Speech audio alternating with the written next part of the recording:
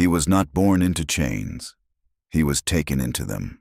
And the day he took control was not loud, not glorious, not marked by a battle cry. It began with silence. The settlement had grown rich that year. Ships returned heavy with silver, grain filled the storehouses, and the chieftain sat higher than ever in his carved wooden seat. But wealth changes a place. It thickens the air. It sharpens suspicion. Thralls worked longer hours. Guards watched more closely. Names were spoken more carefully in the hall. The slave had no name now. They had taken it when they took him from across the sea. He was simply property. A pair of hands, a back that could carry weight, a body that did not speak unless commanded. Yet he listened. He listened when warriors argued about division of loot. He listened when the chieftain's son mocked older fighters. He listened when whispers began that the chieftain had grown soft, trusting the wrong men, favoring the wrong alliances. Slaves are invisible. Invisible men hear everything. He learned which warriors felt underpaid. He learned which guard drank too much at night. He learned which door hinge creaked and which did not. He learned the rhythm of the hall, the order of seating, the path of the keys that opened the grain store and the weapons chest. He did not rush. Slaves who rush disappear. He waited through winter. He waited through insults. He waited through beatings that were meant to remind him of his place. Each humiliation was recorded quietly inside him, not as rage, but as calculation. The settlement believed control came from strength, from bloodline, from the ability to swing an axe harder than the next man. But real control comes from knowing where everyone stands when the lights go out. The chieftain believed his men feared him. In truth, they feared losing their share. They feared looking weak. They feared being the next to fall out of favor. Fear is unstable. The slave understood that before any of them did. The day began like any other. Morning smoke over the roofs. Orders shouted. Thralls moving barrels from ship to storage. But something was different in the hall. Two warriors refused to meet the chieftain's eyes. The son argued openly at the table. A messenger had arrived with news of a failed alliance. The chieftain's authority was thinner than it looked, and the slave saw the fracture. He was assigned to carry ale that night, back and forth between benches, head lowered, shoulders bent, invisible. He watched who drank the most. He watched who leaned in to whisper. He saw a shove that went unanswered, a joke that went too far. He noticed the sun storm out before the feast ended. When darkness settled fully and the torches burned lower, the slave moved differently.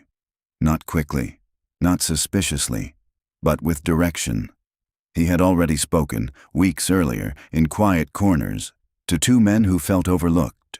He had fed them information, small truths about how the chieftain spoke of them behind their backs. He had let resentment breathe. That night, resentment needed only a push. A spilled cup became a fist. A fist became a blade drawn in anger. The hall erupted, but not into chaos, into division. Half stood with the chieftain, half hesitated, and hesitation is death in a power struggle. The slave did not grab a weapon first. He barred the side door. He kicked the torch stand near the weapons chest. He knew exactly where to strike to create confusion without immediate slaughter. Smoke filled the upper beams. Shouting replaced loyalty. The chieftain roared commands, but his voice no longer unified. It competed. And when a leader must compete for obedience, he has already lost it. By the time steel truly met steel, the outcome had shifted. The slave did not defeat the chieftain with strength. He dismantled him with timing. One of the overlooked warriors struck first. Another followed. The son was not there to defend his father. The guards were divided. The hall that had once felt immovable now felt fragile. And in the moment when the chieftain fell to his knees, not yet dead, but no longer obeyed, the room searched for direction. That is when the invisible man stepped forward. No one expected him to speak. That was his advantage. When he did, the room went quiet, not because they respected him, but because they were confused. A slave does not give orders. A slave does not stand upright in the center of the hall. But confusion freezes men more effectively than fear. He did not shout. He did not claim glory. He spoke calmly, pointing out what each side had already risked. Blood had been drawn, alliances broken. If they continued fighting, the settlement would weaken itself before rival clans even heard of the fracture. He framed control not as rebellion, but as preservation. He reminded them where the grain was stored, who held the harbor watch, which neighboring clan was already suspicious of their growing wealth. He knew these details because he had carried, cleaned, listened. The warriors looked at each other. Not at him, at each other, because what he said was correct. The chieftain tried to rise, tried to command the room again, but authority had shifted from voice to reality. The slave did not ask to be made leader. He asked a simpler question. Who here knows the stores better than I do? Who knows which men are loyal to coin and which to pride? Who has watched all of you without being seen? Silence answered. Power, in that instant, moved from inherited to practical. One of the disgruntled warriors backed him, not because he believed in the slave, but because the slave's plan protected his own survival. Another nodded slowly. The fire had burned low enough that smoke no longer clouded vision. Faces became clear again, and clarity favored the one with answers. The chieftain was disarmed, not ceremonially, not publicly executed, simply moved aside, stripped of immediate command. That choice was deliberate. Killing him would split the clan further. Keeping him alive neutralized him without martyring him. The slave ordered guards repositioned, not randomly, specifically those who owed debts, those who had families in the settlement. He redistributed keys, changed watch rotations, secured the dock before dawn. By sunrise, the hall looked intact. From outside, nothing appeared different. That was the brilliance. Control without spectacle. The warriors who had drawn blades hours earlier now stood at assigned posts. The former chieftain sat under watch, not as a prisoner displayed, but as a relic of yesterday. The slave did not sit in the high seat immediately. He stood beside it. That visual mattered. It signaled transition, not usurpation. By midday, messengers were sent, not announcing a coup, but announcing stability. Grain shipments would continue. Trade routes unchanged. Any rumor of weakness would invite attack. So weakness was erased before it spread. The settlement obeyed not because they loved him, because the alternative was collapse. And collapse serves no one. He understood something they had ignored. Control is not seized in the loudest moment. It is secured in the quiet hours after. When he finally took the high seat, it was not with triumph. It was with calculation. He had no bloodline claim, no saga behind his name, but he had knowledge. And in that hall, knowledge outweighed lineage. The day a slave took control was not a revolution. It was a correction. The harder battle began after. Taking power is sudden, keeping it is slow. The warriors tested him in small ways first. A delayed obedience. A question asked too sharply. A refusal to meet his gaze. He did not punish immediately. He observed patterns. Who resisted consistently. Who adjusted quickly. The former chieftain's son returned 2 days later. That was expected. Anger walked beside him like a shield. Many assumed there would be blood. Instead, the new leader offered him a position commanding an outer patrol. Away from the hall, close enough to feel important, far enough to limit influence. It was not mercy, it was containment. The son accepted because refusal would expose weakness. Each potential threat was repositioned rather than crushed. Slaves were not freed. That would have destabilized the social order too abruptly. But their conditions shifted subtly. Rations equalized slightly. Work rotations rotated fairly. Not kindness, strategy. A leader supported only by resentful men falls quickly. A leader supported by those who benefit survives longer. He restructured loot distribution from future raids before they even occurred. percentages clarified. No ambiguity. Ambiguity breeds suspicion. Suspicion breeds fracture. He enforced discipline more through predictability than fear. Predictable systems reduce rebellion. The neighboring clans noticed the change not because of chaos, but because of efficiency. Trade became smoother. Watch rotations tighter. The settlement appeared stronger than before. That protected him more than intimidation ever could. The former chieftain remained alive for months, slowly fading into irrelevance. Not executed, not honored, just forgotten. That was the true punishment. In Viking society, memory defines status. To be ignored is to be erased. The day the slave took control altered the internal hierarchy permanently. Birth was no longer absolute protection. Competence had replaced bloodline in one hall at least. But this shift carried risk. If he failed once, just once, the narrative would flip. He would not be remembered as strategic. He would be remembered as a slave who overreached. Every decision was weighted against that possibility. He never forgot his origin. Not emotionally, strategically. Because invisibility had taught him more than dominance ever could. He knew what it meant to be beneath notice, and that knowledge became his shield. Rumors eventually spread beyond the fjord. A slave ruling a Viking settlement unsettled neighboring leaders, not because of morality, because of precedent. If one thrall could rise, others might try. Challenges came disguised as alliances.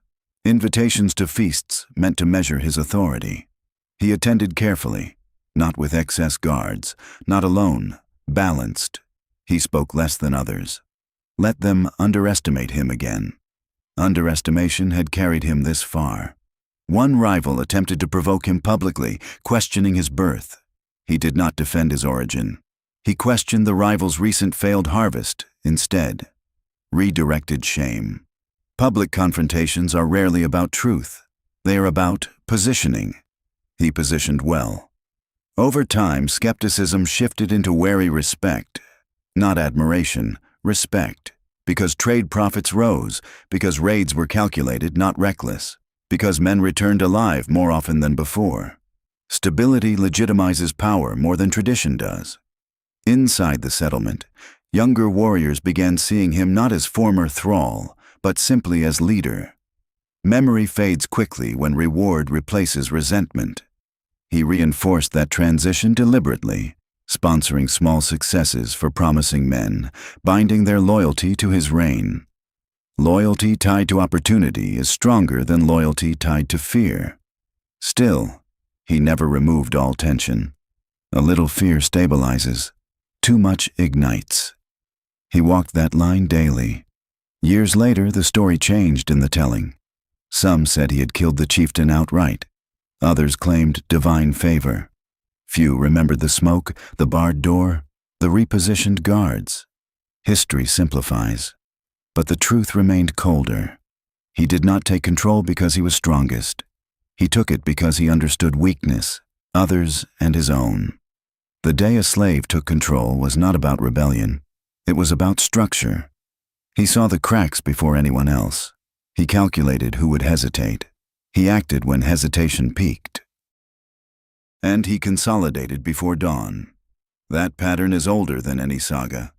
In the end, what defined him was not that he had once been a slave. It was that he had never stopped observing. Even from the high seat, he listened more than he spoke. Because he knew something every ruler eventually forgets. Power shifts first in whispers, long before it shifts in steel.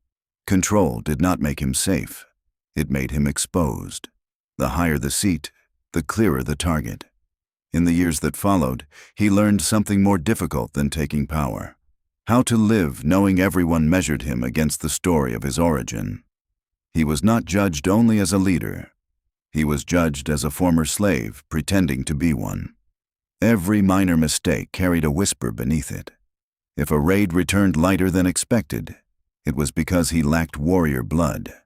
If winter stores ran low, it was because he did not understand legacy. The narrative waited for him to fail. That pressure shaped him more than the chains ever had. He began reinforcing the settlement in ways his predecessor never considered. Not just walls, systems. He ensured no single warrior controlled too many men. He rotated influence the way others rotated watch duty. Power concentrated too tightly creates challengers. Power distributed carefully creates dependence. He did not erase hierarchy. He refined it. He also changed something subtle but dangerous: who was allowed to speak in council. Under the old chieftain, only lineage held weight. Under the new order, competence earned a hearing, not equality. That would have been too disruptive, but a narrow opening, enough to bind ambitious men to him rather than against him. Those who once resented being overlooked now had a path upward. That path went through him. The former slaves remained slaves, but their treatment stabilized further. Not from compassion, but because brutality breeds desperation. Desperation breeds risk, and he understood risk better than anyone in that hall. Some nights he walked the outer edges of the settlement alone, not because he trusted no one, but because he trusted patterns more than promises. He listened for changes in tone, for laughter that stopped too quickly, for arguments that ended too softly. He had learned long ago that danger rarely announces itself loudly. It gathers quietly in corners.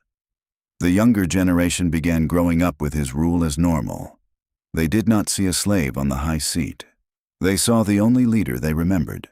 That was his greatest victory. Not the night of smoke, not the redistribution of power, but normalization. When an abnormal thing becomes ordinary, it stops being questioned. Years after the coup, a challenge finally came, not from within, but from outside. A neighboring clan tested their border with calculated aggression. It was not a full invasion. It was a probe, a question asked in steel.